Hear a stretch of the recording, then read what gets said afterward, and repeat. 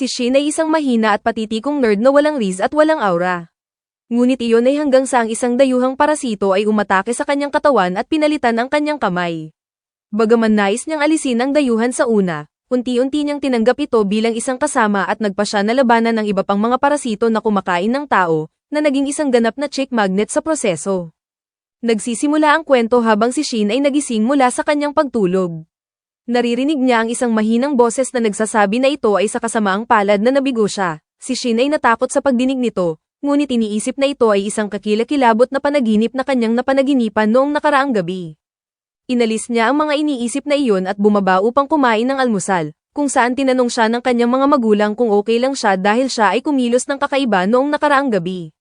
Ang patitik na nerd ay hindi man lang naaalala ng malinaw ang nakaraang gabi at nagpa siya na laktawan ng almusal upang pumunta sa paaralan. Sa daan, ang kanyang crush na si Murarano ay biglang umatake sa kanya mula sa likuran, ngunit ang kanyang kanang kamay ay hinarangan ang pag-atake ng mabilis.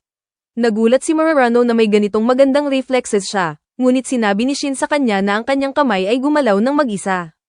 Sa susunod na sandali, siya ay nagsimulang maging freaky kay Murarano, na nagulat at sinampal siya bago tumakbo palayo, at ang kanilang mutual na kaibigan na si Takai ay nagsabi kay Shin na ito ang nangyayari kapag zero.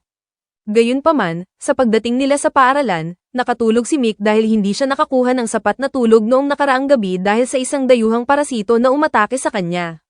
Sinubukan nitong pumasok sa kanyang utak sa pamamagitan ng kanyang tainga, ngunit ito ay naharangan ng kanyang earphones. At nang subukan ng parasito na pumasok sa kanyang utak sa pamamagitan ng kanyang ilong, si Shin ay bumahing at nagising. Nakita niya ang isang maikling sulyap sa dayuhan at iniisip na ito ay isang ahas, ngunit biglang tumalon ito sa kanya at nagsimulang maghukay sa kanyang kanang kamay. Sa kabutihang palad, si Shin ay gumamit pa rin ng kanyang earphone cord upang atali ng mahigpit ang kanyang braso at pinigilan ng parasito na lumampas dito. At iyon ang isa sa mga dahilan kung bakit ang wired earphones ay nananatiling goated. Dumating ang kanyang mga magulang upang tingnan siya at agad na sinabi ng kanyang ama na baguhin niya ang kanyang dealer dahil dapat ay high siya sa ilang masamang bagay upang mag-hallucinate ng mga ahas na tumatagos sa kanyang katawan. Biglang nagising si Shin mula sa panaginip ng mga pangyayari noong nakaraang gabi at nakita ang isang guro sa harap niya. Galit na siya ay gumagamit ng kanyang smartphone sa klase. Sinubukan ni Shin na sabihin sa kanya na wala siyang ginawa, ngunit malinaw na ang patunay ay nagsasabi kung hindi. Mamaya, si Murarano ay galit pa rin sa kanya at nagpa siya si Takai na maging tagapamagitan dahil nag-aalala siya sa kalusugan ng isip ni Shin. Nagpa siya siyang umuwi ng maaga at nagtaka kung may talagang mali sa kanyang kanang kamay o kung ini-imagine niya lang ito. Sa daan, nakita niya ang isang babae na walang ingat na tumatawid sa kalye at isang sasakyan na diretso papunta sa kanya. Kumilos siya ng instinctive, pinrotektahan ng babae habang pinahinto ang sasakyan gamit ang kanyang kanang kamay.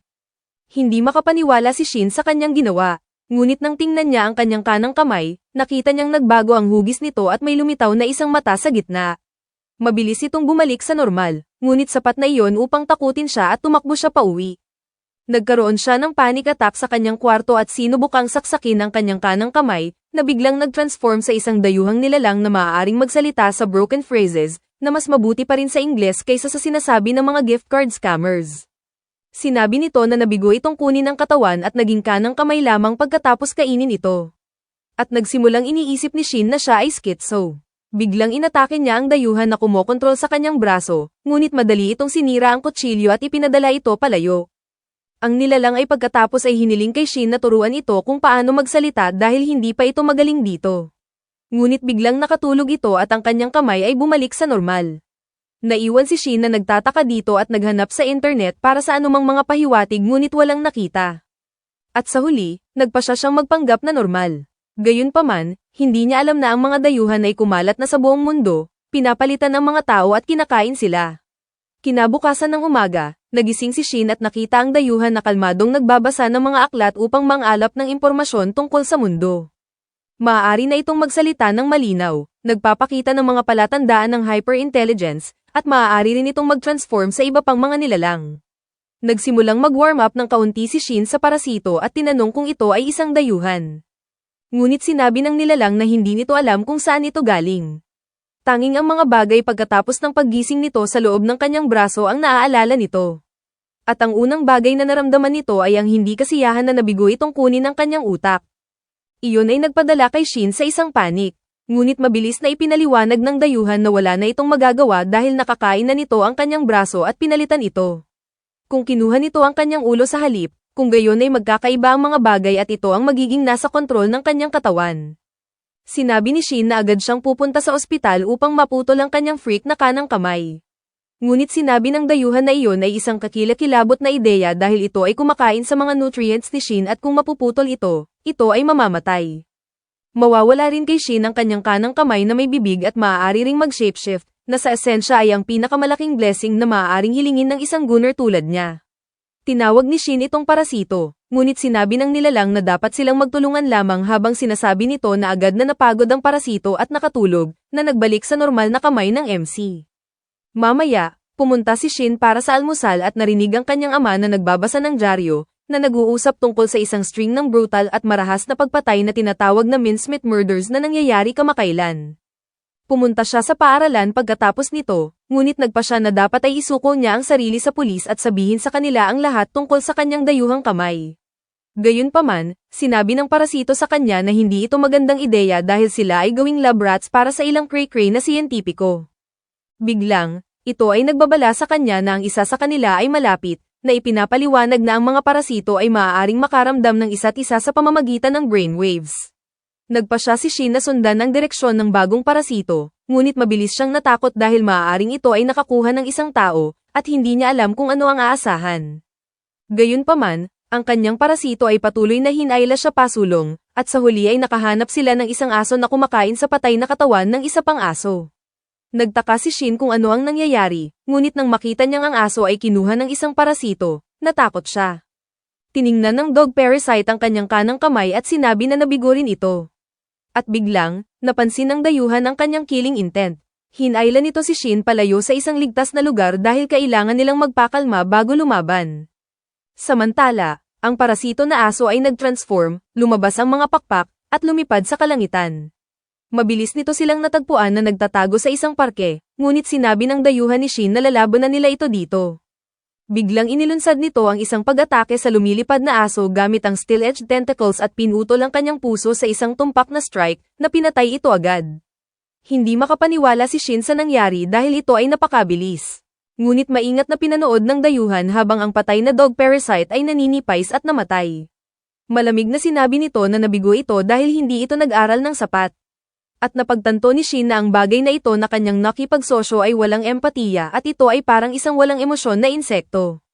Sa ibang bahagi ng bayan, isang babae ay inaapi ng isang grupo ng mga thugs nang biglang lumitaw ang isang lalaki at patumbahin silang lahat ng walang kahirap-hirap. Pagkatapos ay inihatid niya ang babae pauwi, na kumikilos na parang stoic guardian, ngunit biglang bumalik ang mga thugs upang atakehin siya muli. Sinuntok nila ang kanyang ulo gamit ang isang bat, ngunit ang lalaki ay hindi man lang nag-react. Sa halip, walang pakialam na sinabi niya na ang kanyang tiyan ay hindi makakaya ng 4 na tao ng sabay. Walang nakaintindi kung ano ang ibig sabihin nito, ngunit biglang, ang balat sa kanyang mukha ay nagbalat tulad ng orange peel sa isang fruit-based face wash ad, at pinutol niya silang lahat gamit ang kanyang razor-edged tentacles. Pagkatapos ay binago ng parasito ang kanyang anyo upang hindi mahuli at nagpatuloy sa kanyang daan. Samantala, nagpa siya si Shin na panatilihin ang dayuhan at hindi iulat sa mga awtoridad dahil pagkatapos ng run-in sa aso ngayon, alam niyang mapanganib siya kung wala ito. Nakakaramdam siya ng kakaiba na tawagin itong dayuhan sa lahat ng oras. Kaya, sinubukan niyang bigyan ito ng pangalan. Tinanong ng nilalang sa kanya na tawagin itong Migi dahil iyon ay nangangahulugang kanan sa Japanese, bagaman aminadong wala itong pakialam sa mga pangalan dahil ito ay hindi isang tao ni isang alagang hayop. Mamaya, salamat sa tulong ni Migi, nagsimulang maging talagang magaling si Shin sa sports, na nagpapahina sa kanya. Ito rin ay nagpagalit sa class bully dahil gusto rin niya si Morarano. Pagkatapos ng laro, dinala ni Takay si Morarano kay Shin upang makipag-usap sila at malampasan ang nakaraang insidente. Sa wakas ay nakakuha si Shin ng pagkakataon na humingi ng tawad sa kanya at pinatawad niya siya, ngunit lamang kung sumang-ayon siyang dalhin siya sa dessert sa susunod na linggo. Natutuwa siyang marinig iyon, ngunit napansin ni Morarano na may kakaiba sa kanya. Gayunpaman, pagkatapos niyang umalis, sinabi ni Migi na ang heart rate ni Shin ay abnormal nang kausap niya ang babae at tiyak na may gusto siya rito. Sa sandaling iyon, tinawag ng class bully si Shin at galit na hinamon siya dahil sa pagkuha ng lahat ng atensyon ni Morarano. Sinubukan ni Shin na iwasan ang away, na sinasabi na wala siyang magagawa dito, ngunit inatake siya ng lalaki nang walang babala. Natakot si Shin na baka mag-trigger si Migi at unal alive ang kawawang bastardo na iyon. Ngunit sa kabutihang palad, pinigilan niya ito at simpleng ginamit ang gamo-gamo no pistol upang patumbahin ang bully, at sapat na iyon upang takutin ito palayo. Mamaya, nagsimulang mag-usap si Takai tungkol sa brutal na mincemeat murders. Ang parehong isa na binabasa ng ama ni Shin. Walang nakakaalam kung sino ang nasa likod nito, ngunit katulad ng mga kaso ay lumalabas sa buong mundo, na nakikita ni Takai na masyadong kainahinala. Gayunpaman, biglang napagtanto ni Shin na ang mga nasa likod ng lahat ng pagpatay ay dapat ay ang parasito na dayuhan. Sa pag-uwi nila, naghanap si Shin ng higit pa tungkol sa mga pagpatay at tinanong si Migi, na sumang-ayon na tiyak na ito ang gawa ng kanyang species. Ipinaliwanag nito na nakita nila ang isang parasito na nagmamay-ari ng isang aso na kumain ng isa pang aso, na nagpapahiwatig na sila ay maaaring kumain lamang ng parehong species bilang kanilang host. Sinabi nito na dahil sila ay mga cannibal, natural lamang na kinakain nila ang mga tao kapag ginagamit nila sila bilang host. Nagpanik si Shin sa pagdinig nito at nagtaka kung dapat niyang ipaalam sa mundo at subukang iligtas ang sangkatauhan. Ngunit hindi nakuha ni Migi kung bakit niya ito ginagawa. Ayon kay Migi, ang kanyang uri ay kumakain lamang upang mabuhay at iyon lamang ang paraan ng kalikasan. Sinabi ni Shin na ang buhay ng tao ay mahalaga, ngunit pinagtalo ni Migi na ang tanging buhay na pinahahalagahan niya ay ang kanyang sarili at ni Shin dahil kailangan niya ito. Tinawag ni Shin si Migi na isang insekto at parasito, ngunit binabalaan siya ni Migi na kung siya ay lalaban, puputulan niya ang kanyang dila upang hindi niya masabi kahit ano sa sinuman. Natakot sa parasito, si Shin ay sumuko sa ideya. Nagpatuloy si Migi sa debate at itinuro na ang mga tao ay kumakain ng lahat ng uri ng hayop, habang ang kanyang uri ay kumakain lamang ng ilang. Kaya sa kanyang pananaw, ang mga tao ay maaaring talagang mas masahol. Kinabukasan, may ibang dayuhan na nakakita kay Shin at Migi. Agad ding naramdaman ito ni Migi at binabalaan si Shin. Hindi nila mahanap ang dayuhan sa mataong merkado. Kaya iminungkahi ni Migi na pumunta sa isang tahimik na lugar, at sumang-ayon si Shin.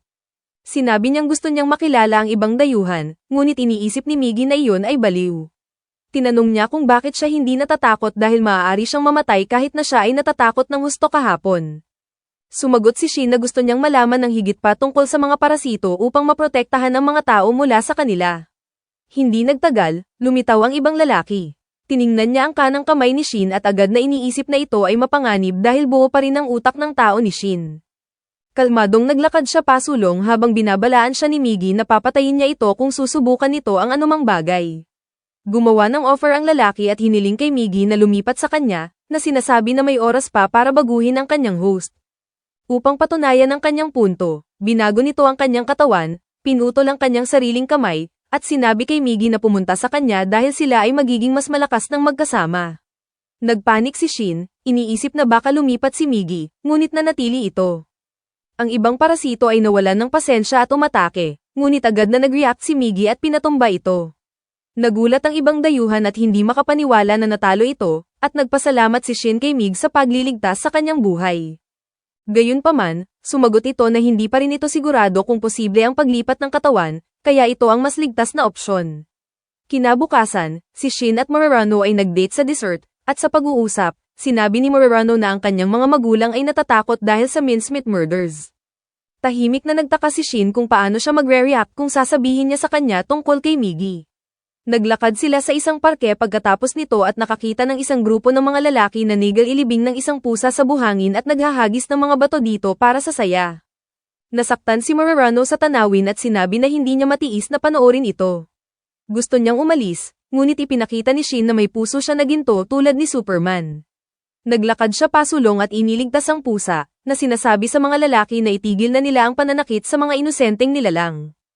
Tinawag siya ng mga lalaki na boomer para sa pag-abala sa kanilang saya at naghagis ng mga bato sa kanya habang siya ay lumingon pabalik. Ngunit nahuli ni Migi ang lahat ng mga iyon. Pagkatapos ay binigyan ni Shin ang mga lalaki ng isang matinding tingin na lubos na natakot sa kanila at tumakbo sila palayo. Iyon ay higit pa sa sapat upang mapahanga si Morarano, na hinawakan ng kamay ni Shin, ngunit ang kanyang instincts ay nagsasabi na may mali, kaya lumipat siya mula sa kanyang kanang kamay patungo sa kaliwa. Lumipas ang ilang araw at ang bilang ng mga kaso ng mincemeat murder ay patuloy na tumataas. Nadidismaya si Shin sa balita at napapansin ni Morano na siya ay lalong lumalayo at nagbabago araw-araw. Isang araw habang naglalakad patungo sa paaralan, biglang naramdaman ni Migi ang isa pang parasito na malapit. Nag-alert si Shin sa pagdinig nito, ngunit nang ituro ni Migi patungo sa gusali ng paaralan, nagsimulang magpanik siya tulad ng dati.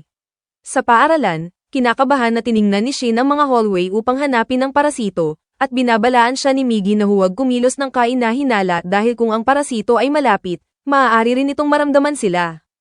Sa sandaling iyon, ipinakilala ang isang bagong guro sa klase bilang Miss Tamiya, at sa sandaling tumapak siya sa entablado, kinumpirma ni Migi na siya ang parasito. Mas masahol pa, siya ay itinalaga bilang homeroom teacher ni Morano. Nag-alala si Shin sa pagdinig nito, at muling binabalaan siya ni Migi na huwag tingnan si Tamiya, ngunit hindi niya mapigilan. At napansin ng babae siya na napagtanto na siya rin ay isa sa kanila. Mamaya sa sports class, komento ni Migi kung gaano katalino si Tamiya dahil nagawa niyang mapanatili ang pagkakakilanlan at posisyon ng kanyang host sa lipunan at siya rin ay nagtatrabaho bilang guro. Nagtaka si Shin kung plano niyang kainin sa huli ang lahat sa paaralan, ngunit sinabi ni Migi na hindi niya gustong masira ang kanyang cover kaya hindi siya kakain ng mga tao malapit sa kanya. Sa klase, habang nagtuturo si Tamiya, nakatulog si Migi at nagpanik si Shin dahil iniisip niyang nasa panganib siya. Nag-fumble siya sa natitirang bahagi ng panahon. At pagkatapos ng klase, tinawag siya ni Tamiya sa opisina mamaya. Pinagtitripan siya ng ibang mga lalaki, na nagjojoke na nakakuha siya ng atensyon mula sa mommy teacher, at sumigaw si Shin sa kanila dahil hindi nila alam kung gaano siya kalalim sa problema. Gayunpaman, pumunta siya sa opisina at sa kabutihang palad ay nagising si Migi sa tamang oras. Sa pagpasok nila, diretso sa punto si Tomiya. Kalmadong pinapanatag niya si Shin na wala siyang pagnanais na labanan siya. Sa halip, inanyayahan niya siyang magkita pagkatapos ng klase para sa mas wastong pag-uusap. Agad na sumang-ayon si Migi, ngunit kainahinala si Shin, natatakot na ito ay isang bitag. Sinabi ni Tamiya na kung gusto niyang patayin siya, nagawa na niya ito at inihayag na siya ay curious lamang tungkol sa kanilang hindi pangkaraniwang hybrid bond. Nangako siyang magpapalitan sila ng impormasyon at posibleng magtulungan sa hinaharap. Pagkatapos ng klase, pumunta si Shin upang makipagkita sa kanya, ngunit biglang naramdaman ni Migi ang dalawang parasito na papalapit. Nagpanik muli si Shin, ngunit hindi pa masasabi ni Migi kung ito ay isang bitag. Hindi nagtagal, dumating si Tamiya doon kasama ang isang lalaki na tinatawag niyang Mr. A dahil wala siyang pangalan at walang personalidad. Agad na tumaas ang tensyon sa pagitan niya at ni Miki, ngunit pinawi ito ni Tamiya, na sinasabi na walang saysay ang paglaban. Lahat sila ay umupo upang mag-usap, at tinanong ni Tamiya si Shin kung ano ang iniisip niya sa kanilang uri. Sagot ni Shin ng diretsyo na sila ay mga man-eating monsters. Nakikita ni Tamiya kung bakit niya sasabihin iyon, ngunit iniisip niyang higit pa sila rito. Biglang inihayag niya na siya at Mr. Ad ay ginawa ito ng raw ilang linggo na ang nakalipas at ngayon ay buntis siya. Tinitigan siya ni Shin ng natakot, at tinanong ni Tamiya kung anong uri ng nilalang ang iniisip niyang lumalaki sa loob niya. Sumagot si Migi na ito ay isang normal na sanggol ng tao, at kinumpirma ito ni Tamiya, na malinaw na nagtataka rin dito. Hindi napaswi si Shin sa ganito lamang. Naniniwala pa rin siyang sila ay mga monster na kumakain ng tao. Habang ang tatlo sa kanila ay nag-uusap tungkol sa filosofiya, si Mr. A ay nainip, tumayo siya, na nagdedeklara na wala siyang nakikitang saysay sa ganitong pag-uusap, at patuloy niyang papatayin at kakainin ng mga tao tulad ng dati. Gayunpaman, ngayon ay nakikita niya si Shin bilang isang potensyal na banta at nagpa siya na alisin siya sa lalong madaling panahon. Pagkatapos niyang umalis, binabalaan ni Tama si Shin na huwag siyang pukawin dahil kung susubukan niyang bantaan siya, madali niyang mapapatay ang buong klase, kabilang si Morano, na alam niyang may gusto siya rito. Gayunpaman, pinapanatag niya siya na sa ngayon, mas gusto niya ang kapayapaan at pagtatago ng kanyang pagkakakilanlan. Kinabukasan sa klase, binanggit ni Takay na nakita niya si Shin sa bus noong nakaraang gabi. Sinabi niyang siya at si Morano ay nag-aalala sa kanya, ngunit itinago niya ang katotohanan sa kanya. Biglang bumulong si Migi sa kanya na sila ay inaatake. At napansin din ni Tamiya na ito ay si Mr. A na nasa loob na ng paaralan. Kalmadong pinawalan ni Tamiya ang kanyang klase upang mag-aral ng mag-isa at lumabas. Samantala, nagsimulang magsagawa ng killing spree si Mr. A at nagpa siya si Shin na kailangan niyang pigilan siya. Pinaghihinalaan ni Migi na si Tamiya ay hindi makikialam dahil masyadong lohikal siya upang pumili ng panig at siya ay manonood lamang sa kanila. Sa sandaling iyon, narinig nila ang isang mensahe sa intercom na nagsasabi sa mga estudyante na agad na umalis sa gusali. Iminungkahi ni Mig na dapat silang lumaban at talunin si Mr. A, at ang pinakamahusay na paraan ay gamitin ng karamihan bilang decoy at kalasag upang counterattack. Galit na galit si Shin dito, at tumanggi siyang gawin ng isang bagay na hindi pantao. Sa halip, tumakbo siya pataas ng mag-isa, ngunit sa daan, nabunggo niya si Morerano. Hinawakan nito ang kanyang braso, ngunit sinigawan niya ito, na sinasabi na manatili itong malayo sa kanya. Hindi nagtagal ay nakarating siya sa isang walang laman na silid-aralan at sinabi ni Miggy na ang nakaraang plano ay mas epektibo, ngunit iginiit ni Shin na lalaban siya tulad ng ginagawa ng mga tao. Walang sinabi si Mig, ngunit naiintindihan na ang mga tao ay pinapatakbo ng emosyon, na ginagawa silang tanga sa karamihan ng oras. Mabilis na nagtayo si Shin ng barricade gamit ang mga mesa at upuan at pagkatapos ay tinanong si Miggy kung galit ito sa kanya dahil hindi niya tinanggap ang kanyang plano. Ipinagwalang bahala ito ni Miggy dahil wala silang oras para dito at siya ay nagpaplano na ng kanilang susunod na galaw. Tinanong niya si Shin kung ano ang nagpapahiwatig sa kanila kay Mr. A at ang sagot ay may dalawa sila at maaari nilang hatiin ang kanilang mga tungkulin. Mabilis niyang pinutol at pinatalas ang binti ng upuan sa isang makeshift spike at ibinigay kay Shin bilang kanyang sandata sa darating na laban. Sinabi niyang si Mr. A ay minamaliit ang mga tao at kung makakagawa si Shin ng sorpresa na strike, mananalo sila. Makinig ng mabuti si Shin, pagkatapos ay itinago ang sandata sa kanyang manggas, at sa sandaling iyon ay bumagsak si Mr. sa bintana mula sa palapag sa ibaba, na ginawang bilangguan ang makeshift barricade ni Shin. Sinabi ni Mr. A kay Shin na bukod sa kanang kamay, ang kanyang buong katawan ay walang saysay at natatakot sa kanya. At hindi iyon mali, gayunpaman, naalala ni Shin na binabalaan siya ni Miggy tungkol dito ng mas maaga dahil si Miggy ay umaasa sa kanya. Kung maguguluhan si Shin, ito rin ay makakaapekto sa kanya at nagpa siya siyang pakalmayan ng sarili. Biglang, nagsimulang umatake si Mr. sa kanila at hinaharangan ni Miggy ang lahat ng kanyang mga pag-atake. Naalala ni Shin na ang plano ni Mig ay magpanggap na umatake habang aktwal na nakatuon sa depensa. At dahil minamaliit niya ang mga tao, hindi niya makikita si Shin bilang isang banta. Walang choice si Shin kundi magtiwala sa plano ni Mig at dahan-daang naglakad patungo kay Mr. A, na hindi man lang binigyang pansin siya. Iyon ang kanyang pinakamasamang pagkakamali dahil nagawa ni Shin na saksakin siya sa dibdib gamit ang binti ng mesa at agad na sumalakay pabalik, ngunit hinadlangan ni Miggy ang kanyang mga pag-atake. Huli na para kay Mr. A. Dahil ang pag-atake ni Shin ay tumama sa isang vital artery sa kanyang puso at nagsimulang damaloy ng mabilis ang dugo mula sa sugat, nagawa pa rin niyang itapon si Shin sa gilid at pagkatapos ay itulak ang steel pipe upang lumabas ito sa kanyang likod at itigil ang pagdurugo. Nagsimulang matisod siya habang naglalakad palayo kay Shin at sinabi ni Miggy na dapat nilang tapusin siya ngayon. Ayaw gawin iyon ni Shin dahil ayaw niyang maging murderer, ngunit sinabi ni Miggy sa kanya na si Mr. A ay hindi isang tao at teknikal na ito ay murder lamang kung papatayin mo ang mga tao. Samantala, hindi makapaniwala si Mr. na siya ay papatayin ng isang tao. Napagtanto niya na tapos na ang kanyang katawan at nagpa siya siyang magsugal at hanapin ang bagong host, mas mabuti kung ibahagi ang katawan ni Tamiya. Dahan-daang naglakad siya patungo sa kanya, ngunit nang buksan niya ang pinto ng opisina nito, tumalon si Tamiya palabas, na nag-iwan ng ilang oxygen cylinders na bukas sa kwarto. Hindi man lang napagtanto ni Mr. A kung ano ang kanyang ginagawa hanggang sa ang lahat ng oxygen ay humantong sa isang malaking pagsabog, na pinatay siya bago dumating ang mga pulis. Nagkaroon si Shin ng trauma pagkatapos ng insidenteng iyon at kahit na lumipas ang panahon, hindi siya naging komportable sa katotohanang siya ay nagsaksak sa isang katawan ng tao. Samantala, si Tamiya ay nagkaroon ng problema sa administrasyon ng paaralan dahil hindi niya sinasabi kung sino ang ama ng kanyang anak. Sa halip na makipagtalo sa mga tandang tao tungkol sa kanyang karapatan sa privacy, nagpa siya siyang magbitiw sa kanyang trabaho at baguhin ang kanyang pagkakakilanlan. Nakipagkita siya kay Shin bago umalis sa paaralan, na sinasabi na dahil plano niyang i-discard ang kanyang pagkakakilanlan bilang Tamiya, hindi na niya kailangang panatilihing buhay ang mga tao sa kanyang social circle, at kasama rito siya. Nagsimulang magpanik si Shin dito at tinanong niya ito kung bakit siya at ang ibang mga dayuhan ay kumakain ng mga tao. Sinabi niya na si Miggy ay makakaligtas dahil sa mga nutrients sa kanyang dugo at nangangahulugan iyon na ang ibang mga parasito ay maaari ring mabuhay sa iba pang uri ng pagkain. Sinabi ni Tamiya na maaaring tama siya, ngunit ang cannibalism ay natural sa kanila tulad ng paglipad sa mga bubuyog at pag-ikot ng mga sapot sa mga gagamba. Naniniwala siya na ang lahat ng uri ng buhay sa Earth ay may direktiba maliban sa mga tao at ginagawa nila ang sinasabi ng kanilang direktiba. Sinabi niya na sa sandaling kinuha niya ang isang katawan ng tao, naramdaman niyang ang kanyang layunin sa buhay ay kainin ng ibang mga tao. Natakot si Shin, ngunit tinanong pa rin niya ito kung ano ang plano nito sa kanyang anak. Sumagot si Tamiya na ipanganak niya ito at pagkatapos ay gamitin ito sa ilang eksperimento, ngunit kung hindi ito kapaki-pakinabang, kakainin niya ito. Nagalit si Shin dito at naramdaman ni Tamiya ang kanyang mga intensyon.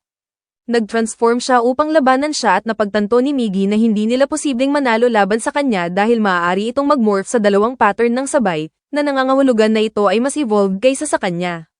Gayunpaman, biglang napagtanto ni Tamiya na si Shin ay hindi na isang purong tao, at nagpasya siyang hayaan siyang mabuhay upang matuto ng higit pa mula sa kanya. Mamaya sa gabing iyon, binisita siya ng ina ng tunay na Tamiya, na napagtanto na ang babae sa harap niya ay hindi ang kanyang anak.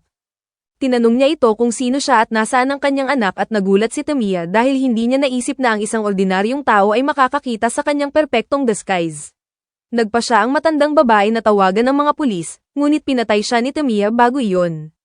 Gayunpaman, ngayon ay curious siya kung ang babae ay may ilang espesyal na kakayahan na dapat niyang sinaliksik ng higit pa. Sa kabilang banda, nang magising si Shin kinabukasan ng umaga, nakita niyang nawawala si Migi sa kanyang katawan. Nagpanik siya lamang upang malaman na si Migi ay naghiwalay mula sa kanyang katawan at naglalakad-lakad sa paligid ng kwarto. Mabilis na muling nakakabit si Migi sa kanyang katawan, na sinasabi sa kanya na napagtanto niyang maaari siyang gumalaw kahit pagkatapos maghiwalay mula sa kanya, ngunit ang kanyang limit ay 3 minuto sa isang pagkakataon. Nagtaka si Shin kung plano nitong kunin ang kanyang utak ngayon. At sinabi ni Migi sa kanya na hindi yun posible dahil siya ay matured bilang isang braso. Kaya hindi niya makokontrol ang isang utak. Gayunpaman, iyon ay nagpadala kay Shin sa takot na ang ibang mga parasito na alam kung paano kontrolin ang utak ay maaaring magpalit ng ulo. At naniniwala si Migi na maaaring totoo iyon. Pagkatapos ay pumunta siya para sa almusal at nalaman na ang kanyang mga magulang ay nagpaplano ng isang biyahe. Sinabi ni Shin sa kanila na talagang mapanganib na pumunta sa hindi kilalang mga lugar sa mga panahong ito at ang kanyang ina ay handang makinig sa kanya at kanselahin ang biyahe. Gayunpaman, gusto niyang malaman kung may nag-aalala sa kanya kamakailan, ngunit ayaw niyang pag-usapan ito. Kaya, bigla siyang umalis patungo sa paaralan. Ang dahilan kung bakit itinago ni Shin si Migi sa kanyang mga magulang ay dahil natatakot siya na papatayin ni Migi ang kanyang mga magulang nang walang pag-aalinlangan dahil siya ay nag-aalala lamang sa kanyang sariling kaligtasan at walang pakialam sa mga emosyon ng tao. Sa kabilang banda, sinabi ni Kazu, ang ama ni Shin, kay Nibuko na siya ay masyadong mapag-alaga sa kanilang anak at malamang na nagiging uncomfortable siya dahil sa peklat sa kanyang kamay. Malinaw na naaalala ni Nibuko ang araw nang si Shin ay nasa middle school pa at humingi siya sa kanya ng ilang aluminum plates para sa isang science experiment. Natisod siya habang sinusubukang kunin ang mga plato mula sa mataas na shelf at halos mahulog ang isang kaldero ng kumukulong langis sa kanyang ulo.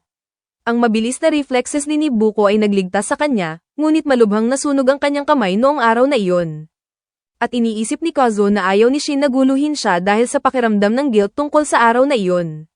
Samantala, nagsimulang mag-research si Migi tungkol sa mga baril para sa hinaharap na paggamit. Sinabi niya kay Shin na hindi siya dapat masyadong mag-alala tungkol sa kanyang mga magulang dahil ang mga parasito ay mukhang nakatuon sa mga lungsod kung saan maraming tao na pwedeng prey at karamihan ay nakatarget sa mga taong nag-iisa.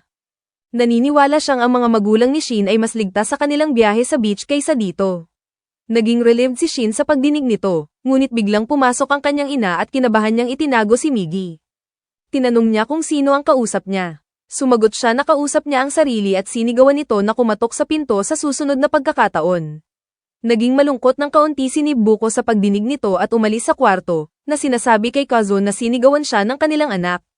Sinabi niya sa kanya na dapat ay dahil inabala niya siya nang siya ay Spanking the Monkey, na maaaring maging paborito kong parirala upang ilarawan ng aksyon. Mamaya sa araw na iyon, sinabi ni Shin sa kanyang mga magulang na nagbago ang kanyang isip, at ngayon ay iniisip niya na magandang ideya na sila ay magbiyahe. Gayunpaman, si Nabuko ay hindi tatanggap ng kanyang mood swings nang nakaupo at sinigawan siya, na tinatanong kung ano ang mali sa kanya. Nagsimulang umiyak siya, na sinasabi na parang hindi na ito ang kanyang anak. Ayaw pa rin ni Shin na sabihin sa kanya tungkol kay Migi, kaya sinabi niyang natakot siya na siya ay magiging mag-isa nang wala sila, ngunit napagtanto niya na maaari niyang tawagan ang ilang kaibigan kung masyado siyang mag-iisa. Bumalik siya sa kanyang kwarto pagkatapos nito, at ang kanyang mga magulang ay kumbinsido na sinabi niya ang katotohanan. Sa susunod na linggo ay umalis sila para sa kanilang biyahe at talagang excited si Nabucco dahil wala siyang mahabang bakasyon sa nakaraang ilang taon. Sa ibang lugar ay may isang lalaki na isinasama ang kanyang bagong nobya para sa isang biyahe. Ngunit hindi niya alam na siya ay isang parasito. Hindi niya naiintindihan ang mga basic na bagay ng tao tulad ng kung paano gumagana ang seatbelts at ina-distract siya habang siya ay nagmamaneho na nagiging sanhi ng pag-roll down ng sasakyan sa burol. Pareho silang malubhang nasugatan bilang resulta. At nang mapagtanto ng parasito na ang katawan ng host ay hindi makakaligtas, naging desperado ito. Inatake nito ang lalaki at kinuha ang kanyang katawan. At bagaman hindi perpekto ang takeover, kahit papaano ay makakagalaw ito.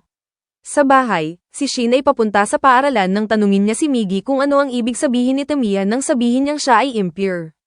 Ipinaliwanag ni Mig na ang ilan sa kanyang mga cell ay tumagas sa bloodstream ni Shin at kahit na nakarating sa kanyang utak, kaya bahagi ng kanya ay nagbago. Nagulat si Shin dito at sinubukang kumbinsihin ng sarili na siya ay isang normal na tao pa rin. Sa sandaling iyon, nakarating siya sa isang grupo ng mga tao na binubugbog ang school bully. Sinubukan niyang pigilan sila, ngunit sinuntok din siya at sinabi na umatras siya. Gayunpaman, naalala ni Shin na minsan sinabi ni Miggy na ang nagpapahiwatig sa mga tao mula sa mga parasito ay ang kanilang kakayahang kumilos para sa iba kahit na hindi ito kapaki-pakinabang sa kanila. Nais na patunayan sa sarili na siya ay tao pa rin, tumayo si Shin para sa bully muli. Si Mitsuha, ang leader ng mga thugs, ay sinuntok siya, ngunit bago magising si Miggy. Isang babaeng si Kana ang sumali at sinabi sa kanyang gang na tumigil. Pagkatapos ay tinanong ni Kana si Shin kung siya ay tanga. Ngunit nang tingnan niya siya ng mabuti, naramdaman niya ang isang kakaibang bagay sa loob niya. Biglang napansin niya ang presensya ni Mig at tinanong si Shin kung ano ang ginagawa niya bago matakot at mabilis na lumakad palayo. Sa paaralan, nakakuha si Shin ng maraming atensyon at papuri dahil sa pagtayo para sa kanyang kaklase. At sinubukan niyang kumilos ng humble dahil iyon ay isa pang katangian ng mga tao. Mamaya sa daan pa uwi, si Shin at Morerano ay nakabunggo kay Kana, na kinuha ang kanilang larawan at tinanong kung bakit hindi siya tumakbo ng mas maaga. Sinabi ni Shin, ito lang ang ginagawa mo kapag may problema ang isang kaklase, ngunit tinawag siya ni Kana na poser at sinabi na siya ay kumikilos na moral, ngunit malamang na nagtatago ng isang bagay. Lumakad si Shin palayo, hindi na gustong makitungo sa kanya, ngunit alam niyang hindi siya eksaktong mali. Samantala, si Mitsuha ay naiinggit na binibigyang pansin ni Kana si Shin dahil siya ay high-key into her at nagpa siya na mag-higanti. Siya at ang kanyang gang ay binugbog si Shin at kanidnap si Morerano at si Shin ay nakasunod sa kanila sa paanong paraan. Dinala nila siya sa parehong lugar kung saan sila nagkita noong umaga at sinabi ni Shin sa kanila na iwanan si Morerano. Gayunpaman, binabalewala siya ng mga thugs at nagsimulang bugbugin si Mitsuha. Gusto ni Mig na lumabas upang tulungan, ngunit sinabi ni Shin sa kanya na tumigil dahil gusto niyang hawakan ang mga bagay ng mag-isa tulad ng isang tunay na lalaki. Kahit na malinaw na outmatched siya, patuloy na lumaban si Shin. Sinabi ni Miggy sa kanya na lahat dito ay mas malakas kaysa sa kanya at hindi siya mananalo laban sa kanila. Ngunit walang pakialam si Shin dahil ang mga tao ay lumalaban para sa mga bagay na mas malaki kaysa sa kanilang sarili. Sinubukan niya ang kanyang pinakamahusay na lumaban, ngunit muling nakulong, na nag-trigger sa reflex ni Miggy upang protektahan siya, at si Shin ay halos maitago ito. Sa kabutihang palad, dumating si Kana doon sa sandaling iyon at sinabi sa lahat na tumigil. At sa susunod na sandali, lumitaw ang ilang mga lalaki mula sa paaralan ni Shin at nagsimula ang isang away sa pagitan nila at ng gang ni Mitsu. Sa kalituhan, nakaligtas si Shin kasama si Morerano at inihatid niya siya pauwi. Ginamaw niya ang kanyang mga sugat at sinabi na talagang cool siya kanina, na sumandal sa kanyang balikat. Nagkaroon ng pag-asa si Shin at tinanong kung gusto niyang manatili dahil wala ang kanyang mga magulang, ngunit sa huli ay umuwi siya. Nadismaya si Mig dito at sinabi na gusto niyang obserbahan ang human reproduction. Sinabi ni Shin sa kanya na tumahimik at matulog. Ngunit biglang lumitaw si Kana at tinanong kung sino ang kausap niya. Iniwasan ni Shin ang tanong at humingi ng tawad si Kana para sa mas maaga, na sinasabi na gusto niyang maging kaibigan. Sumang-ayon si Shin dahil walang masama rito. Ngunit habang nag-shake hands sila, naramdaman ni Kana ang isang kakaibang bagay sa kanyang kanang kamay. Napansin ni Shin ang kanyang discomfort at mabilis na binawi ito, na nagmamadaling pumasok sa kanyang bahay kung saan sinabi ni Miggy sa kanya na manatiling malayo kay Kana dahil mukhang masyadong perceptive siya. Nararamdaman niyang maaari niyang maramdaman ang wavelength na inilalabas ng mga parasito upang hanapin ang kanilang uri. At kahit na si Morerano ay may katulad na kakayahan, si Kana ay may mas malakas na instinct kaysa sa kanya. Naniniwala siyang ang babaeng ito ay talagang mapanganib at sumang-ayon si Shin sa kanya. Sa ibang lokasyon, ang parasito na kinuha ang katawan ng lalaki pagkatapos ng aksidente ay nahihirapan dahil hindi ito sanay na maging lalaki. Gusto nito ng katawan ng babae muli at nagpa siya na kunin ang unang babae na makikita niya. Sa kasamaang palad, ang mga magulang ni Shin ay hindi masyadong malayo sa halimaw habang sila ay nag-e-enjoy sa sunset mula sa isang bangin. Biglang lumitaw ang halimaw doon at kinuha ang ulo ni Nibuko sa harap ni Kazu. Mamaya, tumanggap si Shin ng tawag mula sa nasugatan na si Kazu na nag-usap tungkol sa isang halimaw na umatake sa kanyang ina at sinabi sa kanya na kailangan niyang pumunta sa pulis. Pinutol niya ang tawag dito at nagpanik si Shin. Natatakot na ang halimaw ay isang parasito na umatake sa kanyang mga magulang, ngunit hindi niya alam kung nasaan ang kanyang mga magulang ngayon. Natulog siya nang naghihintay ng higit pang balita at nagkaroon ng masamang panaginip. Ngunit nang magising siya kinabukasan ng umaga, sinabi ni Migi sa kanya na may dayuhan dito. Nagalit si Shin dito, na sinasabi na ang kanyang mga magulang ay nasa panganib dahil sinabi ni Migi na okay sila malapit sa beach. Sumagot si Migi ng may stone cold logic, na sinasabi sa kanya na ang kanyang mungkahi ay batay sa probabilidad, at hindi niya sinabi na 100% sigurado. Pagkatapos ay sinabi niya kay Shin na tumuon sa laban sa harap nila at kinuha ni Shin ang isang kutsilyo upang gampanan ang kanyang bahagi. Kahit na iniisip ni Migi na hindi kailangan ng kanyang tulong ngayon, biglang nabuksan ang pinto at nagtaka si Shin kung paano mabuksan ng dayuhan ang lock ng kanilang bahay. Pagkatapos ay pumasok ang dayuhan sa bahay at naghanda si Shin na lumaban, ngunit lubos siyang nagulat nang makita ang kanyang ina na pumasok. Kahit na alam niya ang katotohanan sa kanyang puso, hindi niya ito maproseso. Malito at nanginginig na tinanggap niya si Nabuko pauwi at tinanong kung bakit hindi ito kasama ni tatay. Tahimik na sinabi ni Migi sa kanya na ito ay hindi ang kanyang ina kundi isang parasito. Ngunit tumanggi si Shin na maniwala. Sinabi ng dayuhan na ang ibang lalaki ay dapat ay namatay bago makauwi at ito ay magandang bagay para sa kanya. Sa kanyang kalituhan, hinawakan ni Shin ang kutsilyo sa harap ni Migi, na pinipigilan itong mag-transform. Tinawag niya ang kanyang ina, desperadong naniniwalang nandito pa rin ito. Sinabi ni Migi sa kanya na wala na ito, ngunit sumigaw si Shin at binyantaan na puputulan niya ang kanyang kanang kamay kung magsasalita pa ito laban sa kanya. Ang emosyonal na distress na si Shin ay nagsabi na hindi niya man lang maayos na humingi ng tawad sa kanyang ina para sa pagsunog sa kanyang braso nang siya ay bata pa. Gayunpaman, walang pakialam ang parasito. Nag-transform ito at sinaksak siya diretso sa puso, at hindi nag-react sa oras si Migi dahil sa kutsilyo. Nahulog si Shin sa sahig, hindi pa rin matanggap na ang kanyang ina ay naging parasito. Pagkatapos ay iniwan ng parasito si Shin na patay, na sinasabi kay Migi na namatay na ang kanyang host at siya ay susunod na iyon ng kapalaran para sa mga nabigo na kunin ang utak. Gayunpaman, napagtanto ni Migi na may pagkakataon pa rin upang iligtas siya. Nasira ang puso ni Shin. Kaya, gumawa si Migi ng bagong isa, inilagay ito sa loob ng kanyang dibdib, at nagsimulang aibit ito ng mano-mano. Kahit na nanatiling walang malay si Shin, pumasok siya sa katawan ni Shin upang patuloy na pagalingin siya ng dahan-dahan habang inililipat din ang sarili pabalik sa kanang braso, na tumatagal ng maraming oras.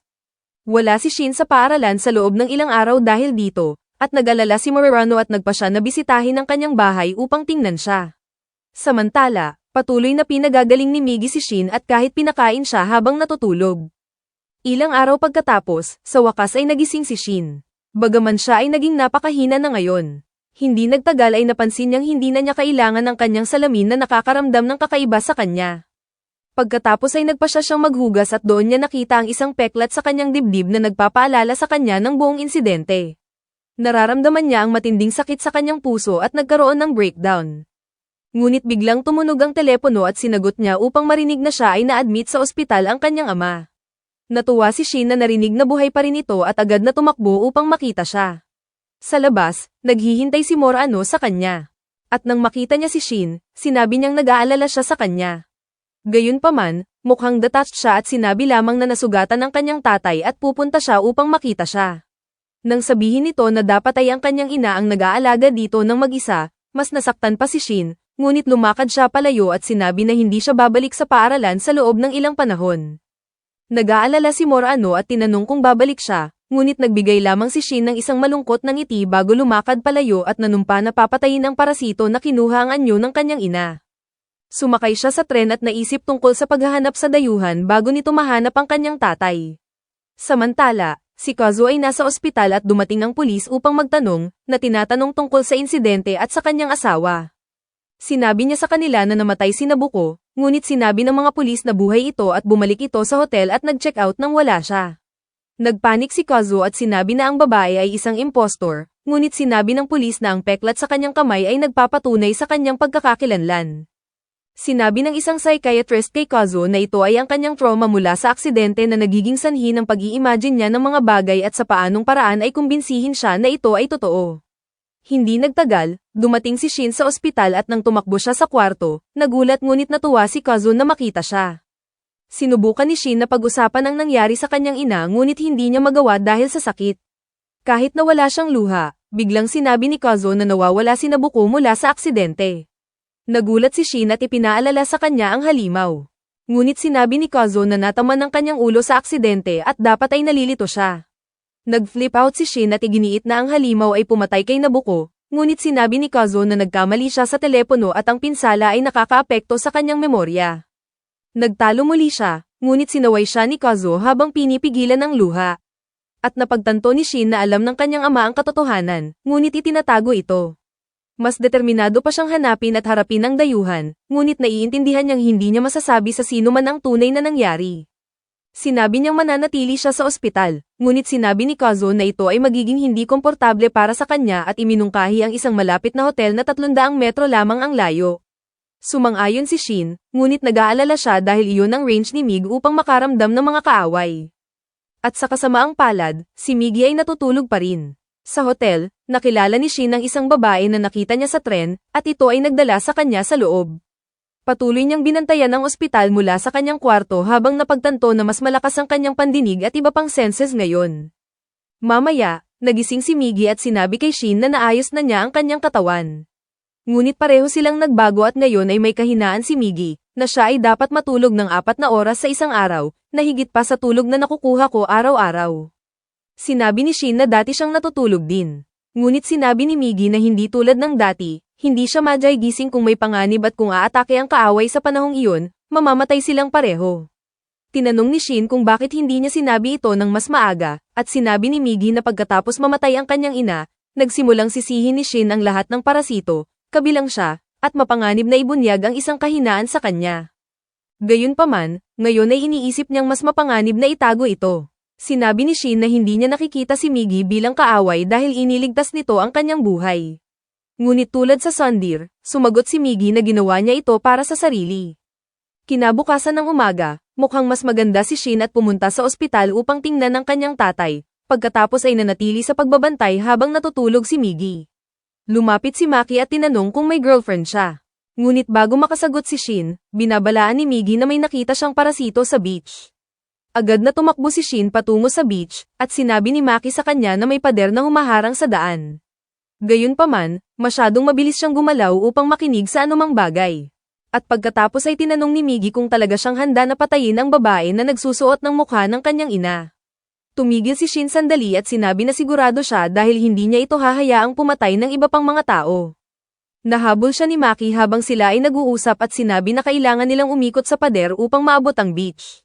Ngunit sinabi ni Shin na skill issue iyon at tumalon pataas sa pader nang walang kahirap-hirap. Nakakita siya ng isang taong naglalakad pababa sa pader at napagtanto na ito ay isang parasito. Nagsimulang habulin ito ng puno ng galit at handang patayin ito. Ngunit nang maabot niya ang lalaki, napagtanto niyang hindi ito sinuko. Sa halip, ito ay isang lalaki at nagulat si Shin. Gayunpaman, sigurado siyang dayuhan din ito. Kaya, naghanda siyang patayin ito. Ngunit natakot ang lalaki, na sinasabi sa kanya na tumigil. Biglang pinigilan siya ni Miggy at sinabi na ang lalaki ay mayroon pa ring utak ng tao. Mas lalong nalito si Shin ngayon, ngunit pagkatapos ay nag-transform ang panga ng lalaki sa isang dayuhan at nagsimulang magsalita. Nagulat muli si Shin dahil hindi pa niya nakita ito. Ngunit ang lalaki at ang dayuhan ay nagbabahagi ng isang bibig at mukhang may friendly competition kung sino ang magsasalita. Hindi maintindihan ni Shin kung paano ito posible. Ngunit ipinaliwanag ni Miggy na ang utak ng duo na ito ay tao habang ang panga hanggang dibdib ay dayuhan. At kinumpirma ng ibang dayuhan na sila ay magkatulad sa isang aspeto. Mamaya ay umupo sila upang mag-usap at nagsimulang ibahagi ng lalaki ang kanyang soba story na sinasabi na iniwan siya ng kanyang asawa at naramdaman niya na siya ay isang walang saysay na tool na hindi makapagdesisyon ng anumang bagay. Kaya ginawa niya ang pinakamalaking desisyon sa kanyang buhay at iyon ay ang tumalon sa dagat. Ngunit wala siyang lakas ng loob na gawin ito. Umupo lamang siya doon hanggang sa umatake ang dayuhang parasito sa kanya. At habang siya ay nakikipaglaban dito, nahulog sila sa tubig. Ang Joe Parasite ay nagpatuloy sa kwento at sinabi na sinusubukan itong maabot ang ulo ngunit napagtanto na dahil nalulunod ang host, mamamatay ito kung susubukan nitong maabot ang utak. Kaya sa halip, naging breathing pipe ito at iniligtas siya. At iyon kung paano sila naging ganito. Pagkatapos ay sinabi ng lalaki sa dayuhan na dapat silang lumipat sa combo mode at nagbago ang hugis ng panga upang pareho silang makapagsalita ng malinaw. Sinabi ng lalaki na relieved siya na sa wakas ay makakita ng isa pang katulad niya at hiniling kay Shin na ibahagi ang kwento ng kanyang kamay. Ngunit sinabi ni Shin na dapat silang pumunta sa ibang lugar upang pag-usapan iyon. Pagkatapos ay ipinakilala ng lalaki ang sarili bilang Uda at ang kanyang parasito ay tinatawag na Joe na isang clever wordplay sa Joe. Pumunta sila sa ospital kung saan umiyak si Uda pagkatapos marinig ang kwento ni Shin at tinukso siya ni Joe dahil sa pagiging crybaby. Nagpakita ito ng higit pang personalidad kaysa kay Miggy at sinabi na natuto ito ng marami mula sa panonood ng mga pelikula. Pagkatapos nito, inalok ni Uda na tulungan si Shin kung sakaling mahanap niya ang kaaway. At natuwa si Shin na tanggapin ang tulong. Nang gabing iyon, biglang gin-icing ni Miggy si Shin at sinabi na may mahalagang bagay na nakalimutan niyang banggitin sa araw dahil kay Uda at Joe. Ipinapaalala niya kay Shin kung paano siya tumakbo tulad ni Usain Bolt at tumalon ng 3 metro pataas at sinabi na may dahilan para rito. Ngunit bago iyon, nagbigay siya ng paliwanag tungkol sa kung ano ang magagawa ng kanyang katawan. Sinabi ni Miggy na ang kanyang katawan ay maaaring maghati at ang bawat bahagi ay maaaring mag-isip ng mag-isa.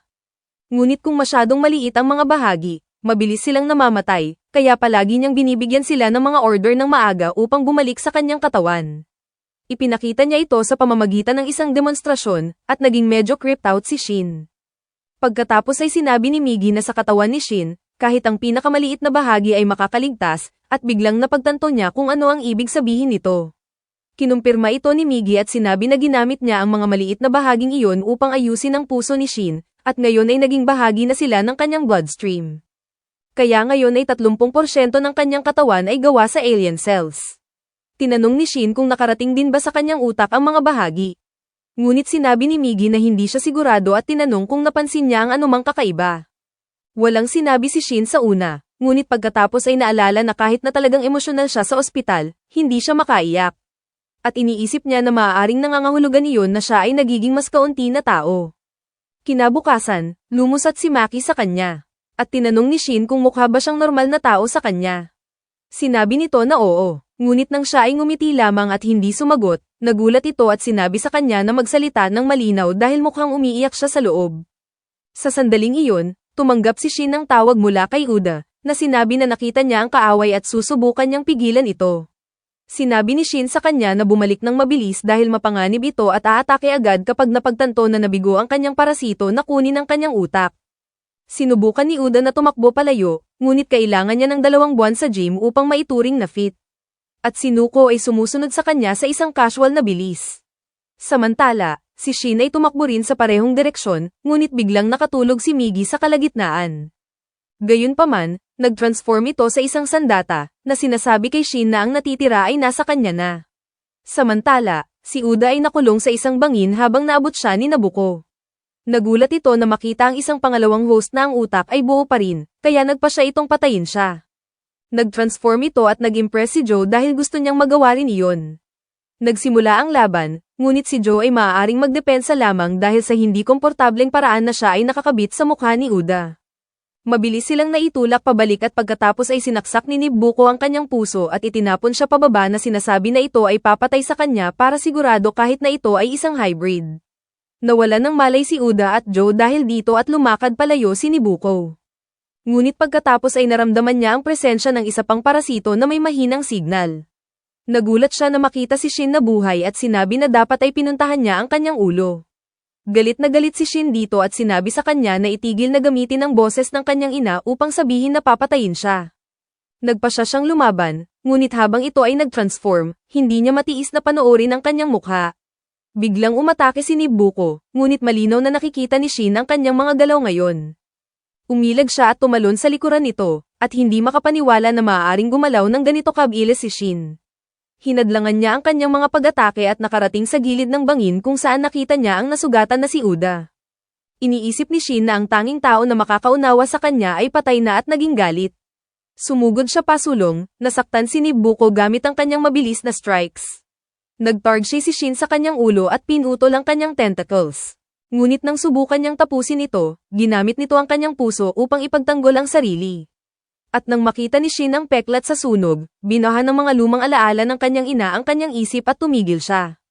Ginamit ni Nibuko ang sandaling iyon upang counter at nasaktan siya. Si Shin ay nasa isang pinch habang ito ay nag-regenerate at tumayo muli, ngunit biglang ang kanyang ulo ay nilaslas at pinutol at ang kanyang katawan ay nahulog sa dagat.